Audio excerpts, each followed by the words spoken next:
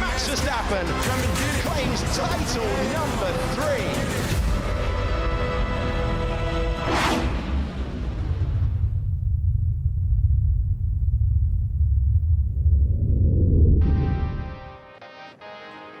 Well, what on earth do you say about that? A wet and wild race. Verstappen back to the top step. A familiar foe in Norris just behind.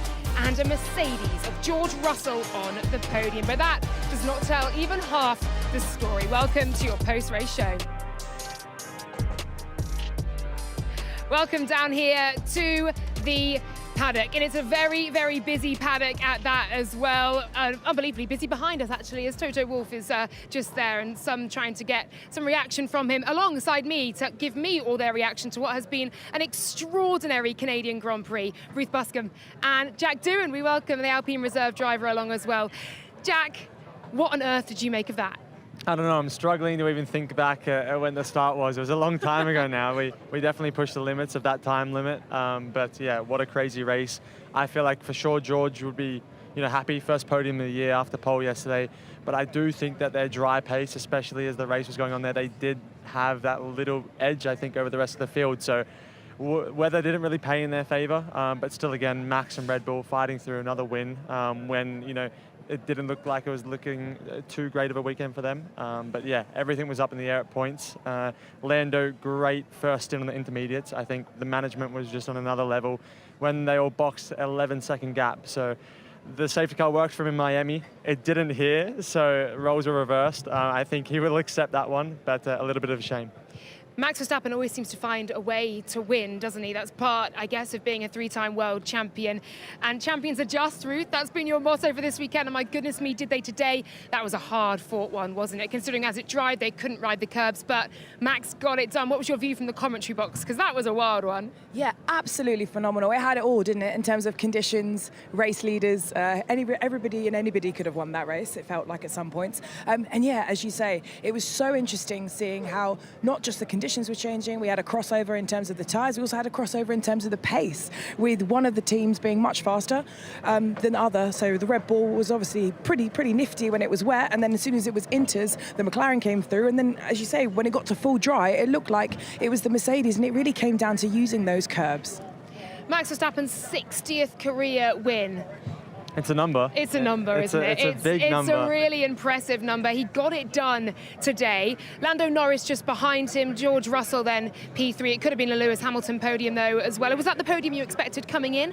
Or has it all washed out slightly differently, Jack, to how we anticipated? No, I think it was definitely the podium I had anticipated. I think if it was a dry race, dry start, I definitely thought with the start that Red Bull was achieving, I thought he would definitely be having a crack down the outside into turn one, potentially some side-by-side moments of turn two with Lando squeaking in. That's what I thought might have been possible. But in the end, I think the top three order finished, just not necessarily in the order that I expected.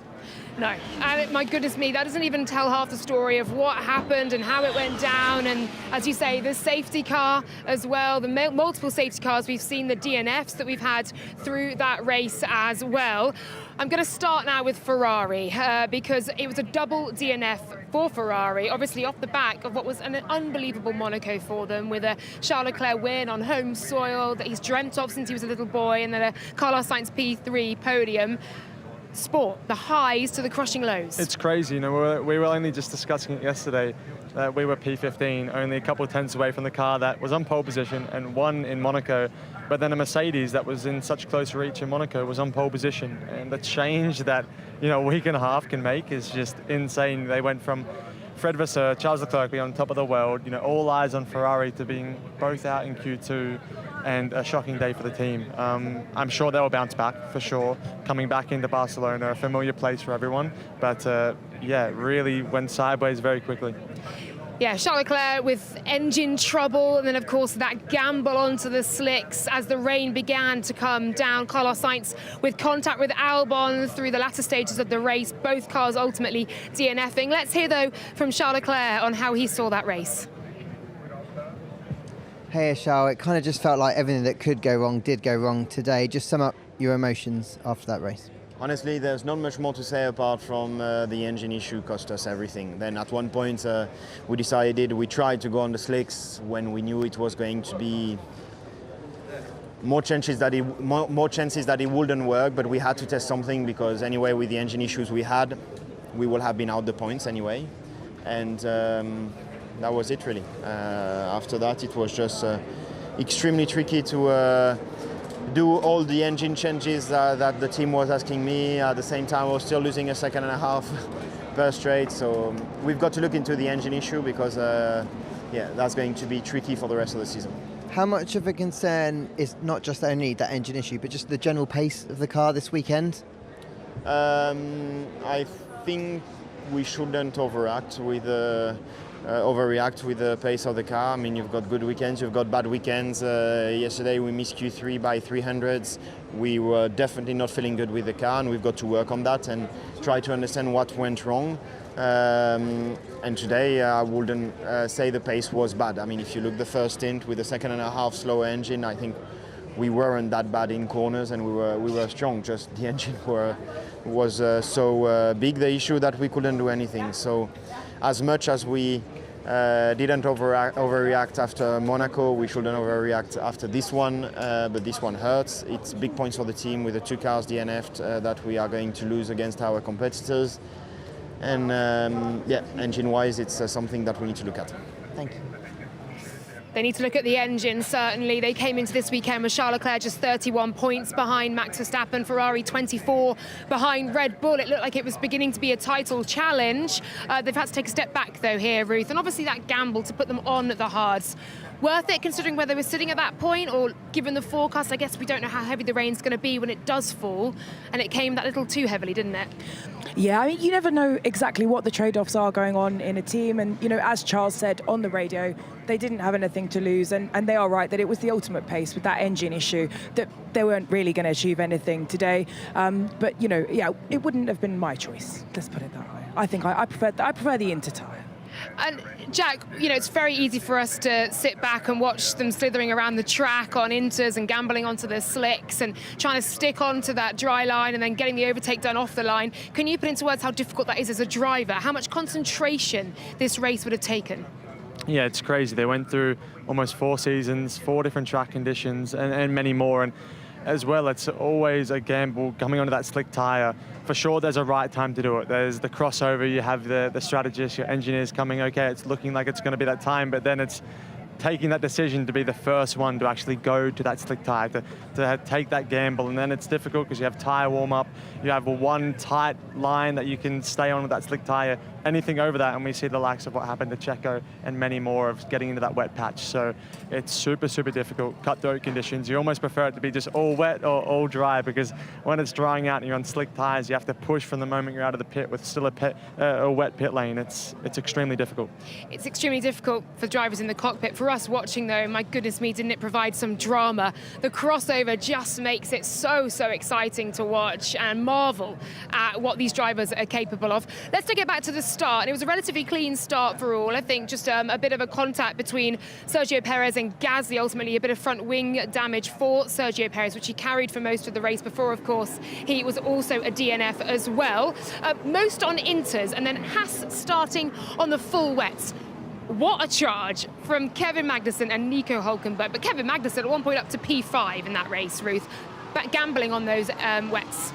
Yeah, exactly. As you say, now those X-wet tyres, they really work well when there's rain falling from the sky. And what we saw there was the other 9 teams opting for the intermediates. The forecast was that we weren't really going to get much more rain in terms of drops, which is why the majority went for the Inters. But then actually we did all the way up until around about lap 8 of the race. And then we saw when it stopped raining, the sun came out, the X-wet started to be slow, and then you saw the Haas box. And if it wasn't for that kind of slightly slower stop, they potentially could have got something from that gamble. But good strategy. I liked it. Yeah, strong strategy. Lots of overtakes if you've got them in your F1 fantasy team as well.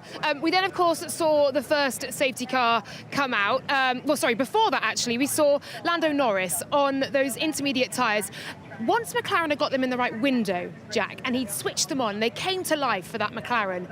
The charge we saw, it was 2 seconds a lap, almost, at points. What did you make of McLaren's pace at that point? Because Oscar wasn't far behind either. Yeah, for sure. I think McLaren, what they did, I'm sure everyone would have been on minimum pressures anyway with the duration they would have to go on the intermediate tire. And every driver and team knew that, okay, we know there's a dry patch coming. There's going to be a time when then the crossover is. When exactly that is, it was going to be at least mid-race or further. So the ideal scenario is to take that intermediate tire as long as they can into the race. And I believe personally, I know Lando's very smart on that aspect, and I could see some points in the early part of the race when Max and George were doing 132s, Lando was doing 135s. That gap went up to 8-9 seconds, but just biding his time while the track was still wet, because we know it's going to dry up, especially towards the end of the lap here in Sector 3. It gets very dry very quickly, and as soon as that tire started to overheat, the dry track comes, Lando just started pushing slightly more. But speaking a little bit further on this, there's also a contrast of thought, because on this intermediate tire, and as it's overheating, the more you wear the tire, the more the pressure comes out of it, which the more the tire can obviously cool. So there is a point whether you know to push fully or to save, and it's a really hard trade-off. Whatever they did though, they did it very right, and so did Lando. Yeah, they really did. The safety car then came out as Logan Sargent was ultimately our first DNF, finding the wall.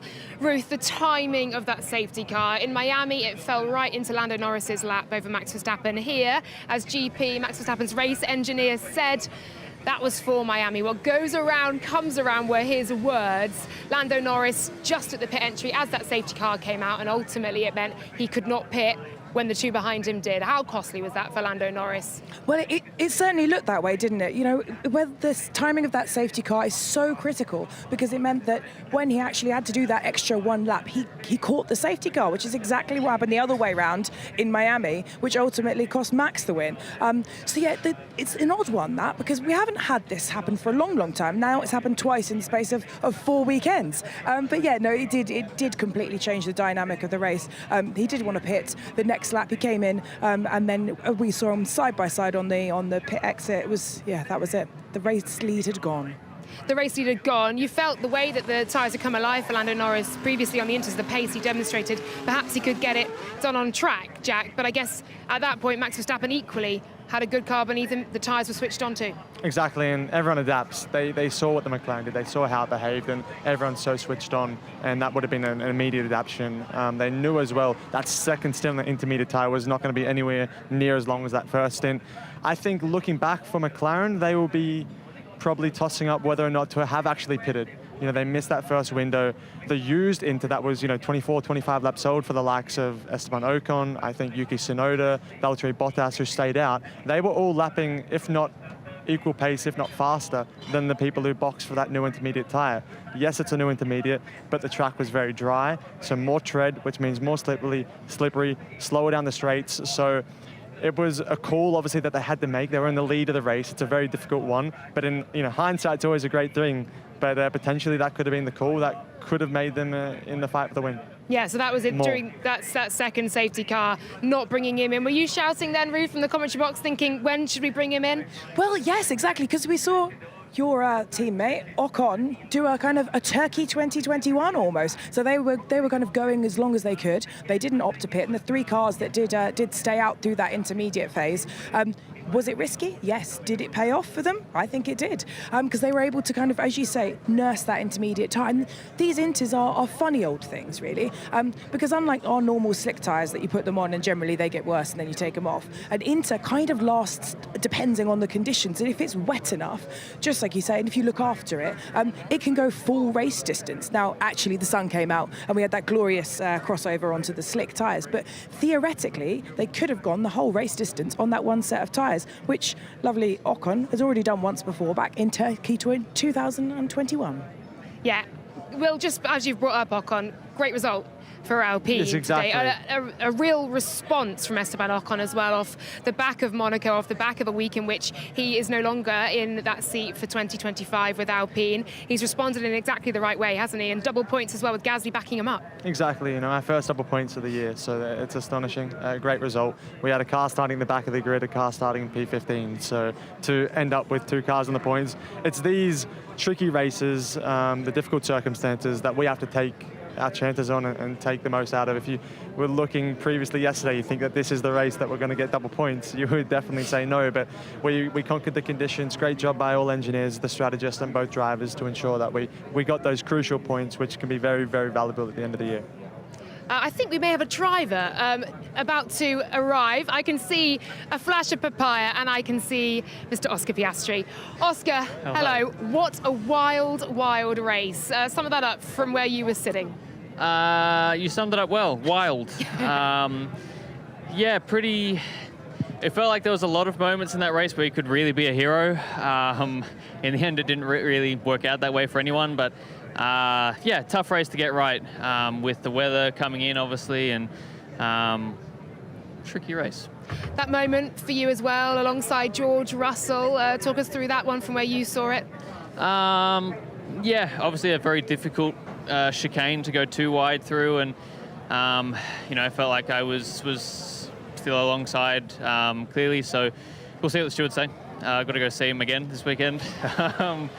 But yeah, I think for me, you know, in the end he got past and he was quicker at that point anyway, so I don't think it changed the result.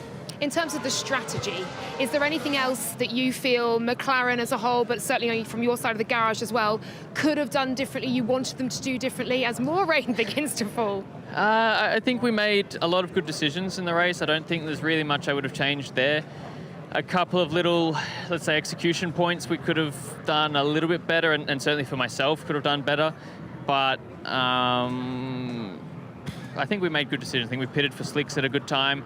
I think it was a good call to go on the second set of inters. So I think the main things we did right today, just some of the little things, I think myself and the team could have done a little bit better here and there. Like you said, boxing for the slick tires, you and Lewis did it quite early. It was tricky, you know, there was a moment where they were boxing a lap or two after, and I thought that there was a point where you actually might be coming out into the lead after their warm-up, but it seemed like that lap or two later with the dry track, they were able to warm up the tyre a little bit easier. So that gamble of actually going early hurt in the end. Yes, you had the warmer tyre, but it took that little bit longer compared to them. Yeah, I think, to be honest, I think the lap we pitted was actually really good. I think managed to come out in front of Lewis, and that was the main thing I didn't want to happen, was him to be right on me and then get past on warmer tyres. Because it was going to be really tough. So once you had track position, that was key. We got very close to getting past George, and you know, then Lando pitted, and unfortunately we kind of had a DRS train for a few laps, and the opportunity kind of went away from there. But I think we gave ourselves a good opportunity to get on the podium at that point. Just didn't quite work out. And one compliment, your pace between laps 16 and 25 was phenomenal, by the way. You and Lando on that intermediate tyre did really, really great job. Question, so on that crossover, as you say, I thought you guys were going to get it at the pit exit. As a driver, can you just explain, what is it like in those conditions when your strategist, lovely Randy, asks you to go out and you've got those kind of little tricky sections of the track? It looked like turn 1, turn 2 and the final chicane are wet. Can you just explain to everyone at home what it's like driving at that crossover? Incredibly tough, especially here, you know, in some tracks where, let's say, there's not as many trees around and like it's just a bit more open, the whole track is kind of a constant state, I guess. Here it was very, very difficult because one half of the track was basically completely dry, and then turn 1, turn 2, and especially the pit exit was still pretty wet. So you kind of had to, you know, remind yourself every time you came into turn 1 that it was wet. So very, very tough, and for me those are conditions I really enjoy. But yeah, good fun, just makes life very tough to try and get past people. You did a great job. Thank you. You did, superb. Thank you so much, Oscar, for joining us. Go and get dry. Thank you. Thank you. We will see you next time out. Okay, McLaren, I guess, look, a case of the small minor details, and hindsight's a wonderful thing when racing is like this, and just the pull of the trigger at any one point could instigate an entire different race for you. But McLaren with a P2 and a P5 overall, a good haul of points to take home. Oscar Piastri there mentioning that contact with George Russell. How did you see that one, Jack? It was very tight. I think George saw an opportunity where he could go for the race win with the pace he had, and I think he believes that as well. And it was crucial to get the overtake done there. The McLaren very quick in the straight. He was clearly saving a little bit of battery over the first part of that lap to ensure that he could keep the charge from Russell, which we could see as soon as he pulled out of the toe. Oscar was actually able to pull back alongside, which is what enabled him to be on the inside. And George had to commit to it because, like we said, in these changing conditions, when the crossover is coming, there is only one line, and especially into that tight chicane where there's big sausage curbs and the wall of champions on the exit, which bites hard. He had to be aggressive, maybe a little bit overly aggressive, because definitely Oscar was still on the inside there, and there was going to be only one outcome, unfortunately, if he did stay there. Luckily, George, took the escape road, but then again, it was tight, fair-ish, depending on probably which driver you ask. But then again, I think that's at least they didn't end up in the wall, and there wasn't bigger consequences. I'm sure maybe they will come to the conclusion of a racing incident, but that will be for them to decide. Yeah, we'll see. We'll see what the stewards have to say about the contact between George Russell and Oscar Piastri. That won't take away from the fact that the Mercedes have come away with a P3 and a P4, and indeed their two drivers battling for the podium as well. Heart in mouth stuff through those final couple of laps. Let's hear now from Toto Wolff. Toto, what are your initial thoughts then after that race? You had George on pole, finishing third. Are you generally feeling happy about that? Yeah, I think the car has really made such a big step in performance that we were good in pace. I think we could have potentially ended with both cars on the podium or even further down. So we need to, keep consolidating. We heard George say he was sorry, that he thought it was an ugly race. Did you find it an ugly race? I think maybe there's areas to optimize, let's call it, but the positiveness prevails that the car was quick today. And with Lewis also coming in fourth there, we had the two of them racing each other. What was that like for you to see out there? Well, I'm used to many years of really, tough situation between Nico and Lewis. So we said to George, it needs to stay clean, and that's what it was. And has this weekend then shown you positivities around the upgrades and then looking over to the triple header? What's the feeling? Yeah, I think we're going development-wise in a good direction. So there's 3 races in a row. Then Barcelona is a good test ground. If the car is quick in Barcelona, then there's all ranges of corners. Then we should be good for the next few ones. Okay, fantastic. Thank you very much. Toto Wolff feeling very positive about the development of Mercedes, the direction in which they are going, and why not? It has been such an upturn in form in terms of performance across this weekend. We'll wait to see if it's track specific as we move in to that triple header. Jack, where do you believe this pace has come from for Mercedes? Throwing me under the bus here, because we only just said a bit earlier, I've got no clue. But I love that answer, because I think a few of us are shaking our heads. Ruth, what are you seeing? It's the Hemsworth front wing. It's that front wing. It's the Hemsworth Can it deliver front that wing. much performance? Yes, because it's not just, as you know, as a driver, it's not just that front wing. If that front wing means that you can set up your car in a way that you might not have been able to operate it before, you can actually unlock a lot of performance within the car itself and run that car in conditions, and by that we mean kind of flap angles and things like that you might not have been able to do. So the car itself is not necessarily not been great all along, but it really allows you to use absolutely everything. And before the race, we were saying, is that going to be just a dry performance situation? But no. For the whole race, in all of those conditions, that Mercedes was fast. But as you say, we do have a question mark over whether or not this big improvement in low-speed performance, which is we have lots of low-speed corners here because they're all very tight, is going to carry over when we go into the next run of 3 races, where we have the much faster corners, which you also need to be good on if you want to be winning championships. I think I figured it out. A little bit. Thank you very much for the insight. Great. I was in my own head there for a little bit. But no, thinking about, as you were talking about the front wing and how it's not only just the front wing, that you could get more front aero, basically have more grip, simple stuff. That we're in conditions here which, as you can see, are miserable. And even when it's dry, it is super cold. The new track surface here is 20% less abrasive, which means it's a lot smoother, which also means that it's a lot more difficult to get the tire to heat up. Yes, tyre warm-up is important. What the tyre engineer is doing is important as well, but what helps that is load. And that crucial front wing could be putting more load onto the car, which is getting more heat into those tyres, which can be enhancing that track grip. And one thing which the Mercedes was so strong at this weekend, if you're looking back to Lewis as well in FP3, was just getting that tyre ready on that first lap. And he was heads and shoulders above everyone.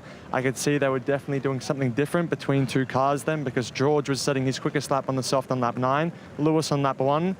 I knew there was a little bit of an offset going on there. You know, it looked like George was 7/10 away, but quickly they knew what they were doing, put up that strategy on both cars for qualifying, and they had the edge in the dry, and especially over one lap. So let's see, you know, we're going back to Europe, hotter conditions, obviously different circumstances of track, but if they have that edge, you know, the tire is what connects our car to the ground. There you go. You do know after all. I feel like I've just been in a science lesson with teacher and pupil, and I'm just nodding along here. I'm learning so much. Thank you both. Well, let's hear from the horse's mouths, shall we? Let's speak to Lewis Hamilton and George Russell.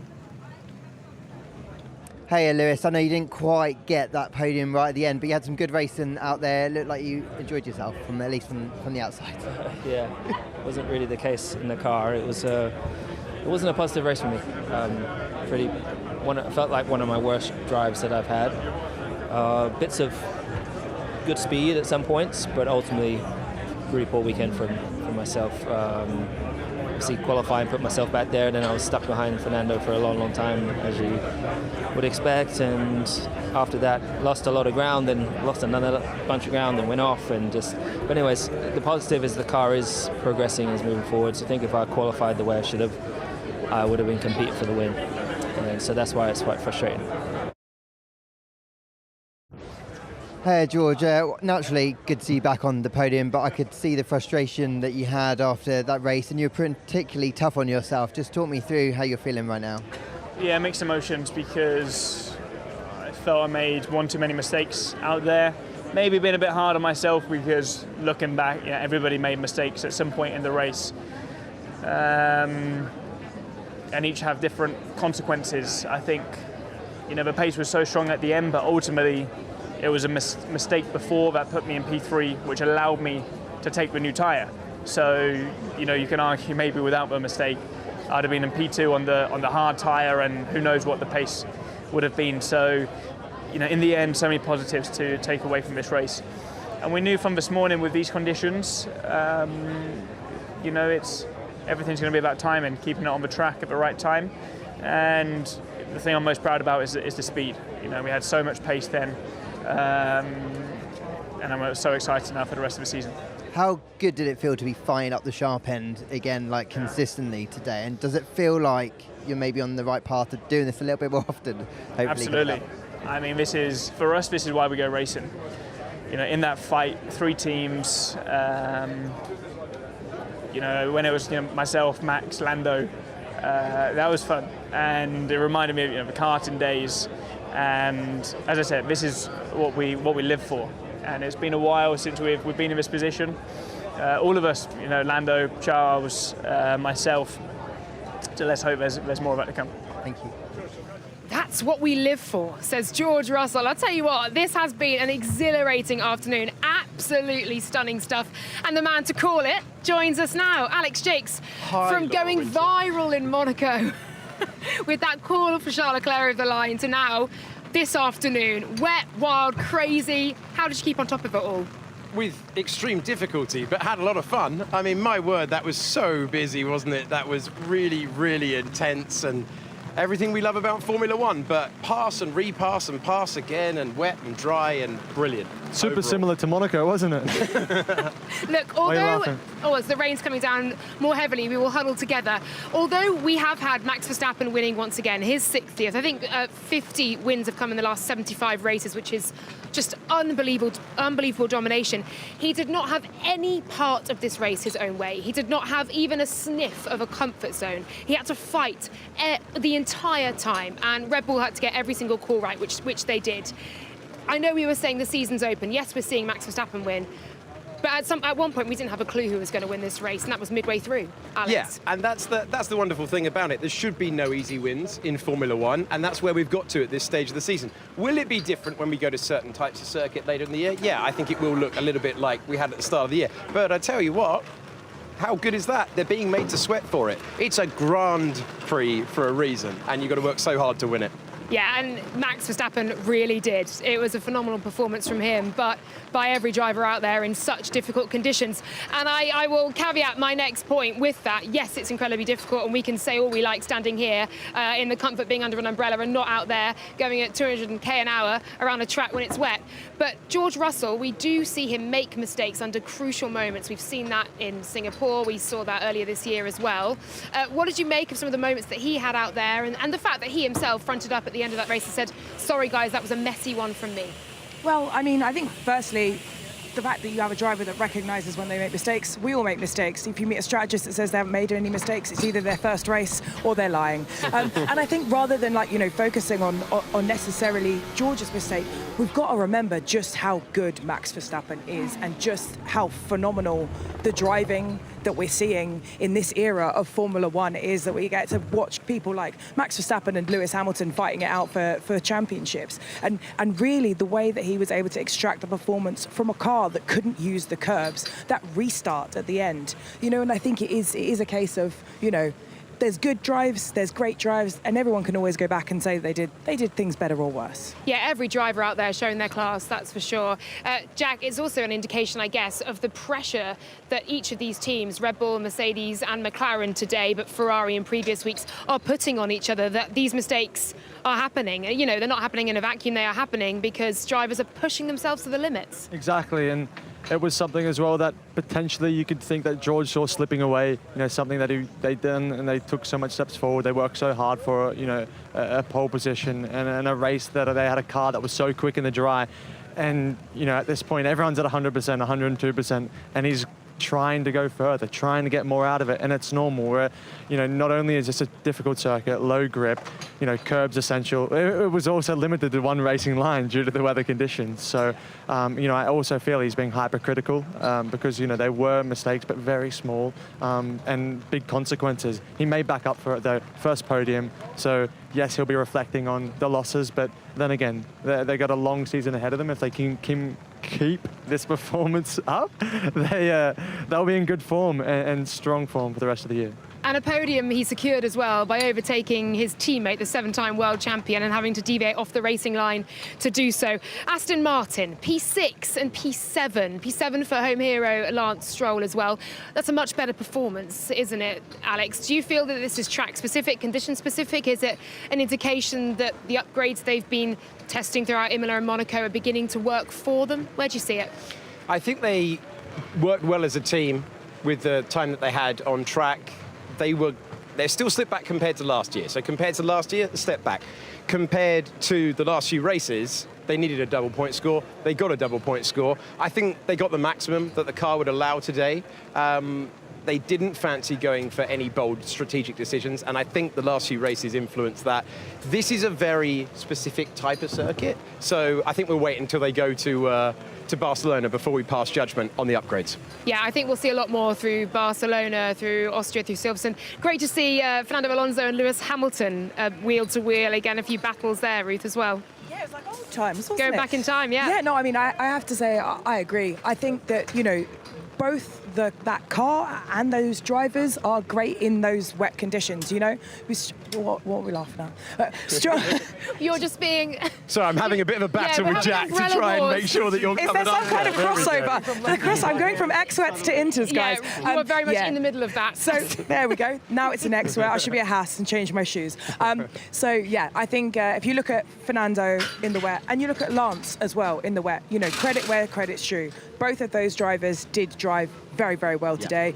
They both boxed lap 25, lap 44. I think both cars, they did a double-double. So chapeau, again, to the strategists there. Lap 44 was fairly early. It was the same lap that Oscar pitted as well. So I think they did a really good all-round job today to secure those very, very important points. Jack, your views, especially on the Alonso-Hamilton battle we saw out there, a few moments for them, which we always enjoy, don't we? For sure, I think they always race hard, they race fair. They have a huge legacy together going back from a time when I was just a little boy.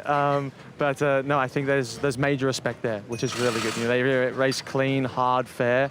It's obviously a little bit of a contrast from Fernando's last visit here. You know, P2 last year, a car that's potentially not as strong, but I'm sure he was happy to be able to fight and have a little bit of enjoyment and not that boring stale race, which they certainly didn't get.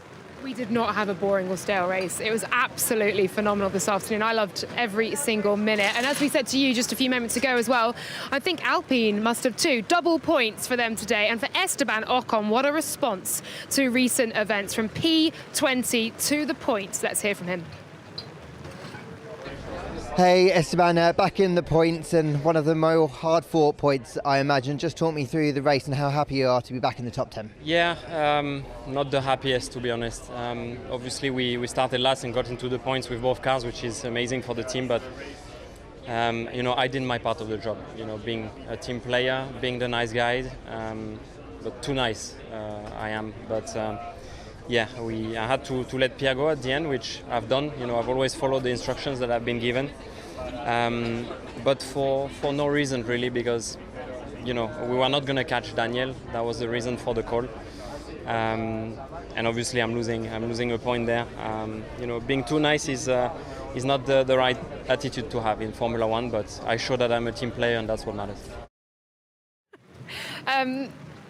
Jack Doohan, your response to Esteban Ocon there, obviously mentioning that he's losing the point there. It's difficult to comment on from my point of view. From my point of view, as you know, from my perspective, we had a double points finish, which is an amazing result, amazing for the team. I think that comes down to them and working with the engineers. I think from a bigger picture, we're just stoked to get 3 points and more on the board for this stage of the year. We have to look back to where we were in Bahrain to where we are now. So it's a little positives. For sure, there are minor little issues that you can always improve on, and that's racing. But yeah, the bigger picture's in my idea. Alex, how do you see it? Good diplomacy, wasn't it, from Jack? Excellent answer. Excellent media training, super stuff. We're all impressed with that. We'll make a Formula One driver of him yet, right? I can see why Esteban is upset with that. I think the team have been pretty brutal on the guy who has been G'ing them up at the start of the year.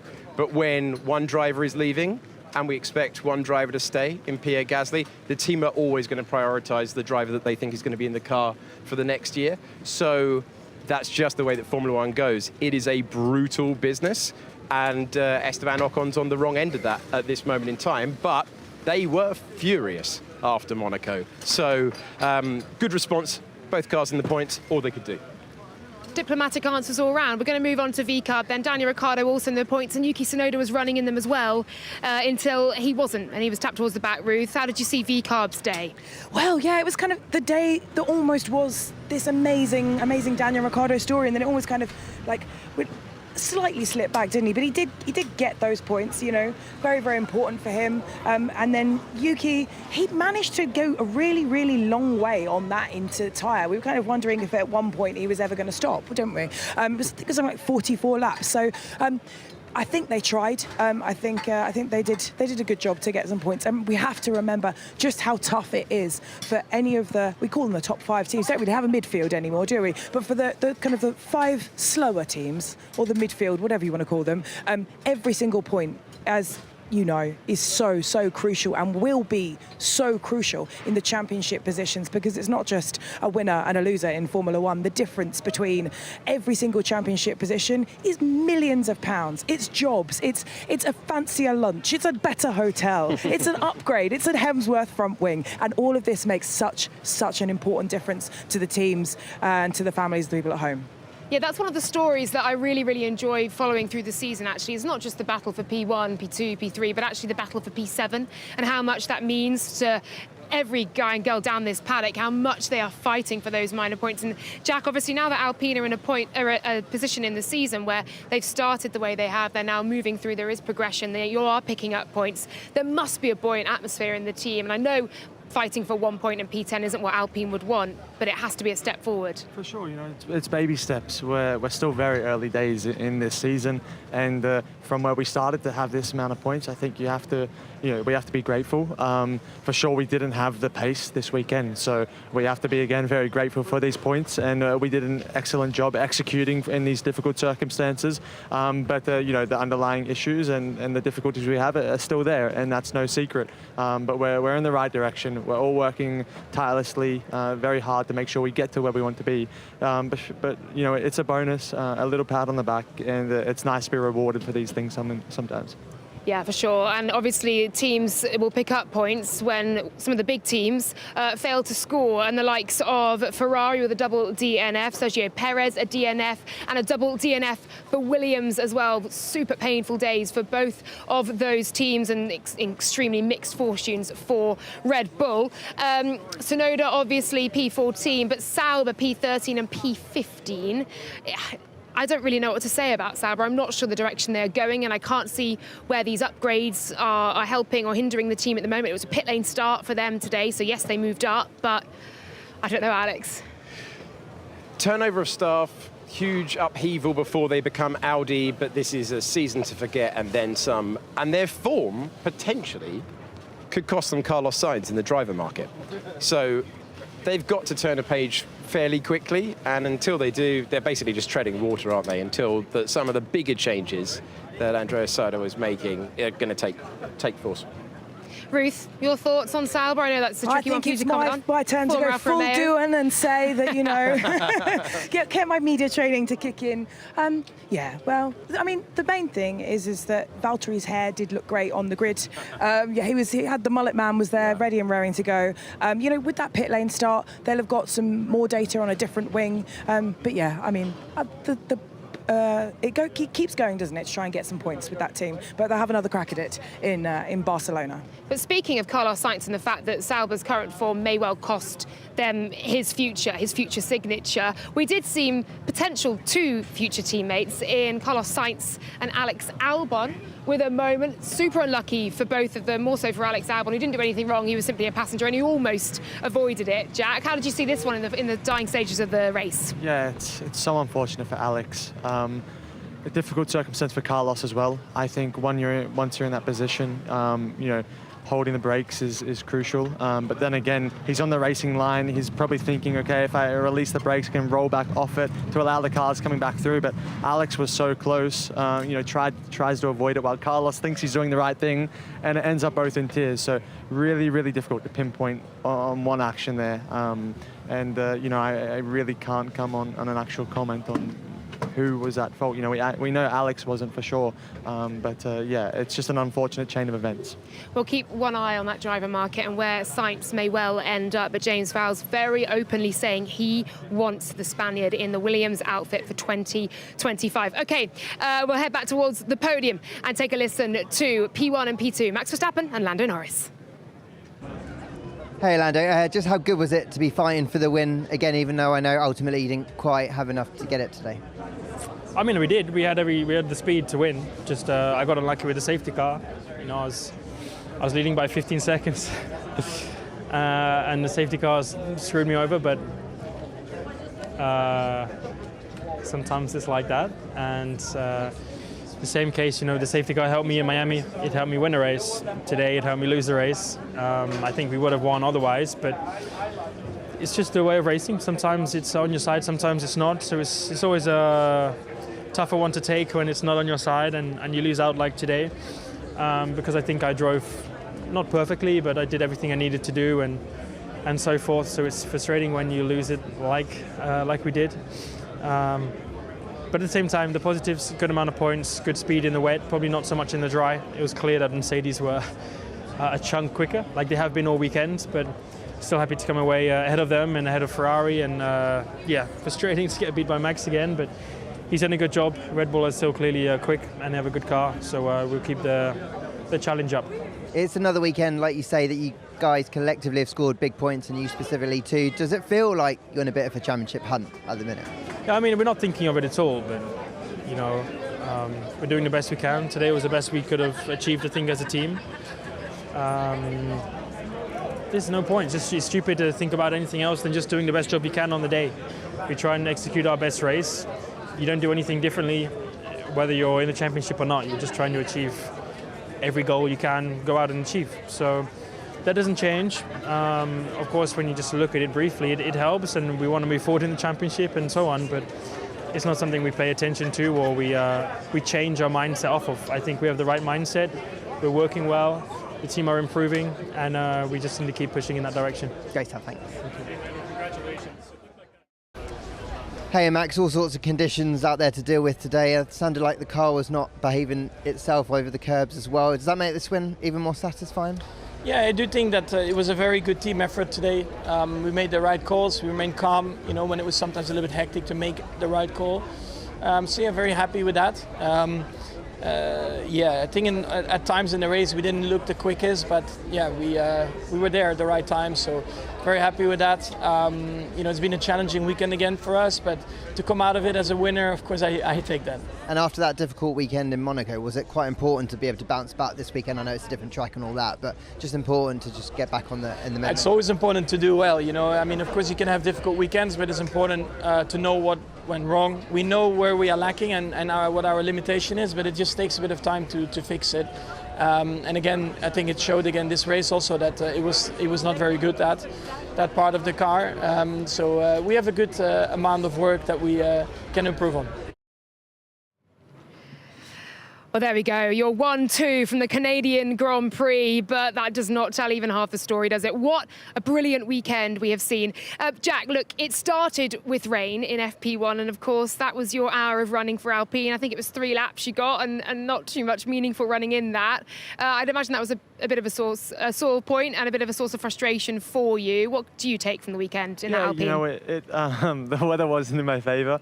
We were saying today, it was a running joke that whenever they thought I was going to be in the car, it was raining, and me and Bruno were saying that again this morning. There must have been a press release that went out that I wasn't going to be in the car today. It was the right option to go for the rest of the weekend. We've seen how wet this weekend has been. Yes, it didn't play in my favour, but at the end of the day, there was a bonus to being in the car anyway, just to run through the emotions, be a part of it. And I was looking forward to getting out on track, but I'm sure I'll have plenty to come very soon, which I'm grateful for as well. And I got an outlap, I got an in-lap, a practice start, installation on wet. So I got a bit done actually. And when we gathered some good data, which was the main thing, we had a test item that was crucial to run on, and to be able to get that bouncing testing done was important, and we ticked the boxes. Jack, with the news that Esteban Ocon will be parting ways with Alpine at the end of the season, obviously your name has now very much been the forefront. You're very much on top of the list to replace him in that Alpine. Can you give us any indication as to your future and where that's going? And I'm sure you're going to give me a very diplomatic answer because you're very well media trained, which is a key part of being a Formula One driver, I guess. I think there's no secret that I want to be on the Formula One grid. It's my dream, like many others. And so I'm doing everything that I can inside the car when I can drive and do more than an outlap, in the simulator, private testing, and when I'm here, and just making the most of my days from waking up to going to sleep. So, it's grateful to be, in this position. Even just to be a reserve driver, I would have done anything for this a couple of years ago. So I'm, staying focused day by day. My flight's coming up tonight. Don't want to miss that first. And, I'm sure if I do the things correctly, everything will fall into place. And if it doesn't, well, hey, I gave it a great crack. You did indeed. Thank you. We will miss you greatly as a co-host if you do become a Formula One driver, but ultimately we'll, of course, be very happy for you. Although you have given us a promise that if you do, you'd still be a co-host, right? Now I'm saying this on air. It's a definite promise you've made. Maybe. Let's see. I'm going to backtrack that a little bit. He is rowing that right back. Okay, we'll get some final thoughts from you guys in just a moment, but let's take a look ahead. This was the Canadian Grand Prix. Next up, it is the Spanish Grand Prix, and here is our schedule for that one. Here we go then. Weekend warm-up will be 3:30 p.m. track time back in Europe. And probably slightly different weather conditions to what we are seeing here. 1:30 p.m. for free practice 1, 5 p.m. for FP2. Moving to Saturday, 12:30 for FP3, qualifying at 4 p.m. and the race beginning at 3 p.m. That is Spain. This was Canada. Alex Jakes, your final thoughts then on what we've seen this afternoon, and indeed qualifying as well, just to add to what has been an unbelievable weekend. And a look ahead to Spain as well. A wonderful weekend, great venue, fans were fantastic, cheers for everyone. Obviously Lance Stroll well supported here, but just an appreciation of what the drivers were doing out on track in really difficult conditions. Pass and repass today, one of the best qualifying sessions ever, and a race to match it. I loved every moment. That was amazing. Ruth? Pretty much the same. You're very good with your words. No, I think what we really could take away from this weekend was just how great is Formula One, especially when you have all the cars that are so close together. And you know, we've not had that many races where we can say that the fastest car, physical car, didn't win. And well done to Max Verstappen, because you know there's often questions. You know, is it just the fastest driver in the fastest car? But he won that race well and truly. And well done to everybody at Red Bull that operationally during that race they put Steve Knowles up on the podium there. It's his first time. I've known him for a long time. The strategists nailed today. So I think well done to every single person in Red Bull. Well done to McLaren. Well done to the Hemsworth front wing. And well done to Formula One. Yeah, well done, Formula One. It has been a brilliant weekend for Formula One. Jack, your final thoughts on a look ahead as well. Are you back in the car for FP1 anytime soon? You know, I definitely, as a rookie, have 2 planned FP1s throughout this year. So it'd be great to be back in the car and get some more running than I did on Friday very soon. And I'd love to get that done in Europe as well, because I've done Mexico and Abu Dhabi a couple of times now, and I look forward to venturing onto a circuit in Europe. But yeah, I'm not going to blab on anymore about this crazy weekend. These guys next to me did an excellent job with that. But no, it was very phenomenal. And I look forward to being a part of it, hopefully, very soon. Oh, we shall see. Thank you very much. Thank you, Alex Jakes. Thank you to you, Ruth. And thank you very much to you, Jack Doohan, as well. What an unbelievable race we have seen here in Canada. Max Verstappen, P1, Lando Norris, P2, and a Mercedes, George Russell on the podium after a brilliant battle between 2 teammates. Thank you very much, Montreal. That was absolutely stunning. We will see you all in Spain. Bye for now.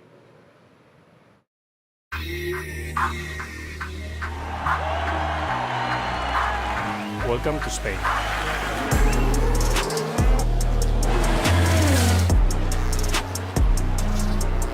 Grazie.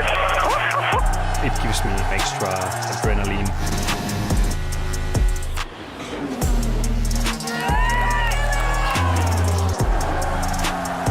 Good race,